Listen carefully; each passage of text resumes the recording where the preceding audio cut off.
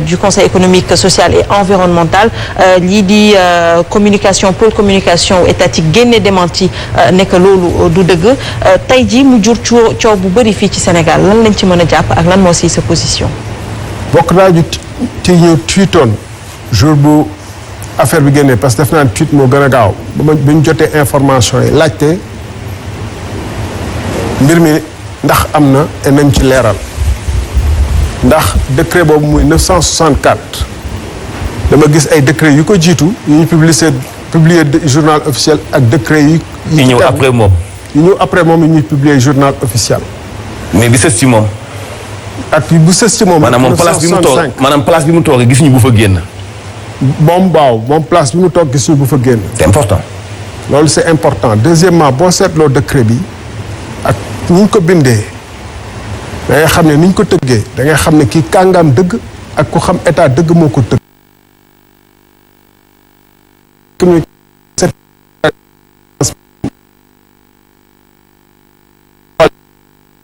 ministre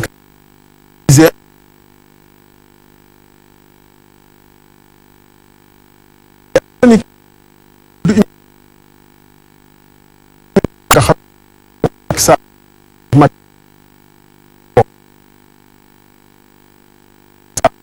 boo tuddul loolu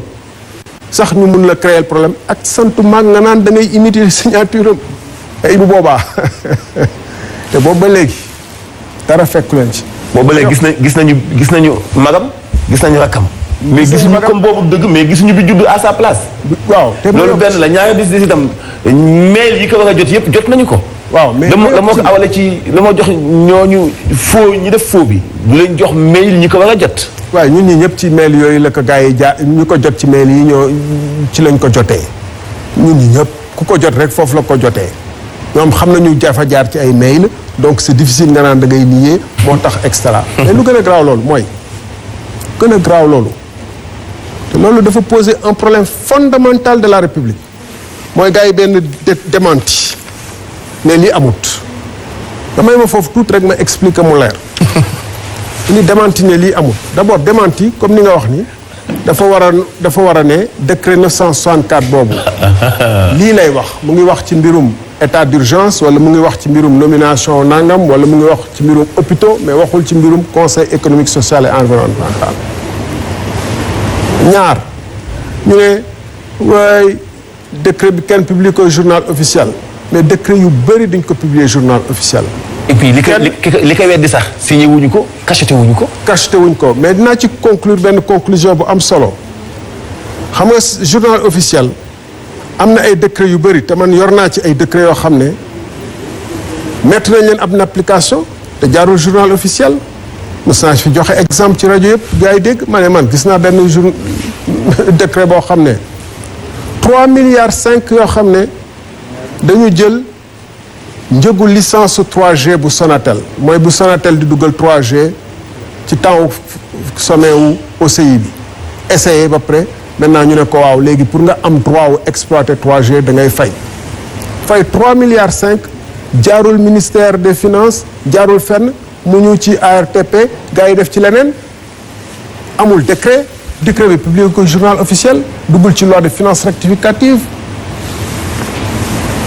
Mansour mos nga gis décret boo xam ne day joxe ñaata la président conseil économique social di gagné wala ñaata la premier ministre di gagné yan fonds politique lañ ko jagleel. les hauts magistrats là gis nga yan décret mooy publier seeni salaire ak yooyu. non parce que décret yooyu am na pourtant bu amul benn fonctionnaire bu sañ jël alal gi ni day.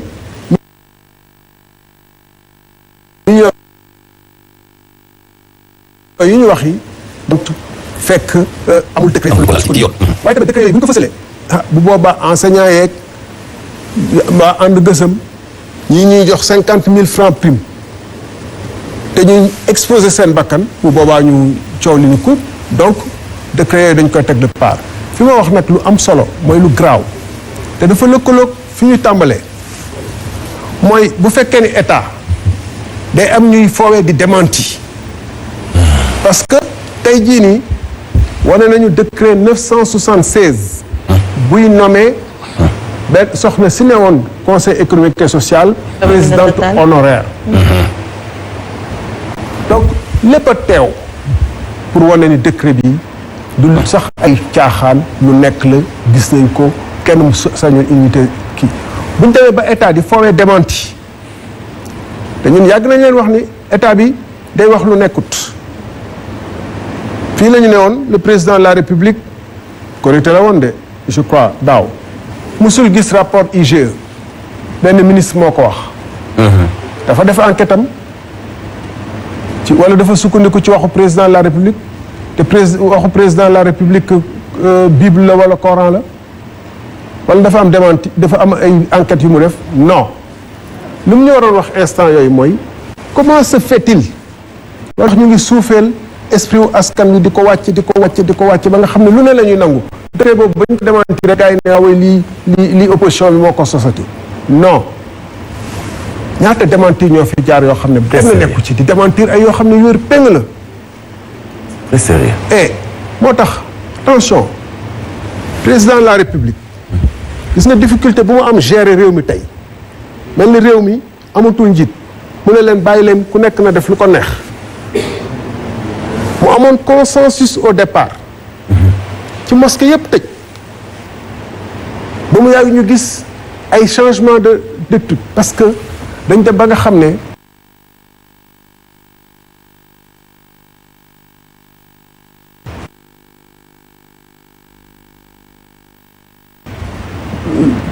monsieur le ministre parce que loolu moo indi perte de crédit parce que mandat bi yëpp naa def mandat de 5 ans non 8 ans non naa def lii naa def lee ñëpp di gis du ma nommé sama frère nommé naa sama frère du ma def lii naa def lee mais loolu boo ko dëkkee am na ay kilifa yoo xam ne duñ la wax dara boo ñëwee dinañ la dalal wax ak yow mais booy dëpp ñuy def lu leen doy parce que say tegtal ak say wax doyatu leen état nag bu toll noonu foofu danger la. Alors monsieur le ministre ñu def transition ñëw ci contrat pétrolier yi nga wax ne de nouveaux contrats signé nañu ko diggante gouvernement bu Sénégal ak Franck Timis bëggoon nañu xam naka la contrat yi demee kan moo ko signé kan moo représenté état bu Sénégal Franck Timis kan moo ko représenté ak fan la ñu ko signé des éclaircissements par rapport à cela. waaw ma leeral loolu dafa xaw aussi gudd tuuti xam nga Franck Timis dafa yoroon ay blocs pétroliers Saloum offshore sud Rufisque offshore profond état Sénégal nangu ko Saloum offshore sud xawma ci yan anam lañ ko nangoo ba ma jógee foofu la mais Rufisque offshore profond man mi maa ko nangoon ci ay loxoom lu taxoon ma nangu ko parce que buñ la joxee permis dafa mel ni buñ la joxee bail wala lu mu doon dañ lay ne jox nañ la àpp nangam war nga def investissement yii pour gëstu ndax am na pétrole gasaale ab teen pour xool ndax am na pétrole wala gaz et cetera ci hauteur war nga ci investir lu tolloog nangami milliards ci franc CFA jox la ay obligation yu wér mu def 3 ans et demi 4 ba may ñëw man 2015 gis ni laalu ci dara deful ci loolu dara te boo ci deful dara 3 ans et demi mooy première période bi après dañ la war a renouveler sa permis pour nga dugg ci deuxième période waaye bala ngay dugg ci deuxième période faw nga am loo def ci première période bi mooy li la war wareef yooyu ñu la teg moom defu ci dara boobaa man am naa option renouveler ko wala nangu ko ma daal di nangu permis bi xam nga lu tax ma nangu permis bi parce que permis boobu dafa fekkoon mu nekk ci diggante ñaari région ñaari bloc yoo xam ne bii dañ ci gis pétrole mooy sal bii dañ ci gis gaz mooy Kayar ba ma ko nangoo ci lañ ko jox ci la ko état ne nañ koy jox total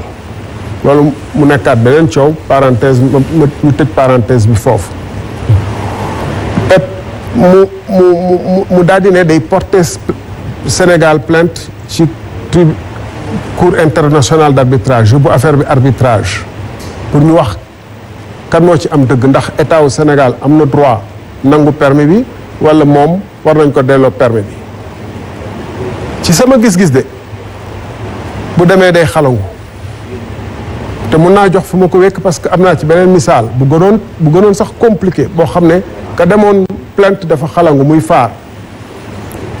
parce que moom def fa dara te amul capacité yi te amul woon intention wu def te ñoom ci seen wàllu bopp ba ma commencé nangu mbir mi ñëw nañ ba ci man nee ma waaw dañ doon xaar pour que ñu xool ndax pétrole am na fii wala gaz am na fee ma leen bu fekkee loolu la man maa leen gën a mën a def loolu xaar donc tribunal international ñu dem foofu jamono yi ñu ne ñun kat léegi tribunal la ñu dem ñu may waxtaani 6 mois pour jéem a xool ndax mënuñu juboo suñu diggante ca njalbeen la ñu wax ñun ñu bëri wax ni li mu yóbbu affaire bi tribunal international c'est pour rek am lu mu rotal ci gafagaam jëlee gafagu Sénégal parce que arrangement lay mujj lii nii schéma bi ca njalbeen waxoon nañ dina am jamono joo xam ne day retiré day ñëwee ne ñuy laaj suspension waxtaan ci seen biir comme ArcelorMittal nu mu fi defoon ak ay affaire état Sénégal ArcelorMittal ci affaire Kumba ressources yooyu ak yooyu mujj nekk ay waxtaan ci suuf ñu ñëw nee la 75 milliards lañ ci am de naka la 75 milliards oo est-ce que mënuñ ci woon am lu ëpp ak naka la demee donc est-ce que fii duñu dem ba mujj nii que Franck Timis daañ ko jox nangami milliards pour ndàmpaay ndax la ñu nangu woon permis ay permis ci permis yoo xam ne benn waru ko woon am ñaar def na fi ci réew mi ay njombe yoo xam ne mooy ci contrat wu Saint-Louis offshore profond ak Kayar offshore profond yoo xam ne normalement yoon daf ko waroon topp ak képp ko àndoon ak moom ci njombe yooyu au lieu mais mënuñu ko topp nag parce que ñu may waxtaanal nii ñoom ñoo ànd ak moom def njombe yooyu waaw donc xel mën na ñaaw comme ñooñu mën nañu ànd ak moom signé ay contrat yu ñu antidaté daté ko mu nekk 20 mars 2012 ñu antidaté ko 17 mars 2012 boobu Petro-Tim sax judduwul xam ngeen histoire bi ñu mën a jàllale loolu ba mu dagan mais mënuñu daganal affaire bu gën a ndaw bii muy affaire u nangu naa permis ci yow waaw léegi yow dem nga porter plainte xaaral ma jox la ab ndàmpaay mu ndaw nga dem sa yoon te ba ma fekk teguñu ko fenn loolu mooy liñ tiit te dañ ko waxoon ca njëlbeen xaw ma ndax li ma wax leer na am déet. ok alors ci mbirum beneen scandale Petro-Tim bi yoon Akilee mu nekk actuellement ni vraiment lu yëngal lool actualité mu nekk ci contexte boo xam ne